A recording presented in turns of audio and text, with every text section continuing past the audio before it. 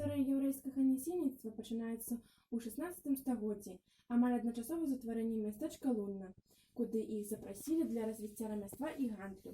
У 1938 годзе ў мястэчку пражывалі 2522 чалавекі, з якіх 1671 яўрэі.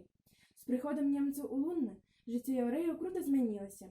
У першы тыдзень нямецкай акупацыі загадалі ўсім яўрэям насіць на правай руцэ жоўтую павязку, якая праз некаторы час была заменена жоўтай зоркай, якую павінны былі нашыць на адзенні з правага боку. Для яўрэйскага насельніцтва ўводзіліся абмежаванні. Забаранялася культурная і адукацыйная дзейнасць. З 19 гадзін да 6 гадзін уводзілася каменданцкая гадзіна. Забаранялася выязджаць за межы Лунна без спецыяльнага пропуску. Яўрэям забаранялася хадзіць па тратуарах, з'яўляцца на рынках. Хадзіць можна было толькі па правым баку вуліцы. Усе здаровыя і дарослыя мужчыны ва ўзросце ад 16 да 60 гадоў былі ўключаны ў сістэму прымусовых работ. 2 лістапада 1941 года з 12 до 18 гадзін усе яўрэі Лунна былі пераселены ў гета. Узяць з сабой дазвалялася толькі тое, што можна было несці на сабе ці давесці на тачцы. Дазвалялі ўзяць вопратку, посуд і фатаграфіі. Умовы жыцця ў гета былі надзвычай цяжкімі. Жылі па некалькі сем'яў у адным доме, у зямлянках, у сінагозе. Немцы зрабілі просты разлік – 3 квадратныя метры на чалавека. Прадуктаў не хапала. Каб пракарміцца, неабходна было патаемна адпраўляцца на заробкі да мясцовых сялян або жыхароў мястэчка, абменьваць рэчы на прадукты харчавання. У 1942 годзе немцы выдалі загад, у якім Гродзенская вобласць абвяшчалася тэрыторыяй свабоднай ад яўрэяў. У ноч на 2 лістапада жыхарам гета загадалі сабраць асабістыя рэчы і раніцай з'явіцца на рыначную плошчу.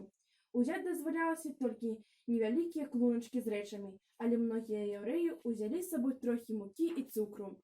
Больш багатыя зашылі ў вопратку каштоўнасці. Да раніцы з суседніх вёсак былі сабраны сяляне з падводамі. На іх былі пасаджаны 1549 яўрэяў і вывезены ў транзітны лагер Калбасіна. У ім кармілі баландай з гнілой капустай і выдавалі 150 грамаў хлеба на дзень. Людзі паміралі ад голаду, холаду і хвароб. У Асвенцым транспарт прыбыў 8 снежня. Людзей падзялілі на 3 групы – жанчыны і дзеці, старыя і мужчыны. І трэцяя група, самая маленькая, моцныя, здаровыя мужчыны. З транспарту ў 2500 чалавек адабралі 315 мужчын у якасці працоўнай сілы і адправілі ў блок номер 9. З іх каля 120 былі з Лунна. Астатніх павезлі на грузавіках.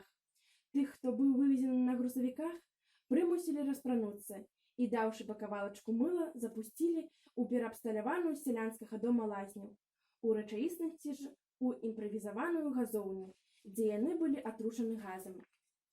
Па дадзеных Рут Маркус, Ізраіль, пасля Другой сусветнай вайны у жывых засталіся толькі 20 чалавек з усяго яўрэйскага насельніцтва Лунна.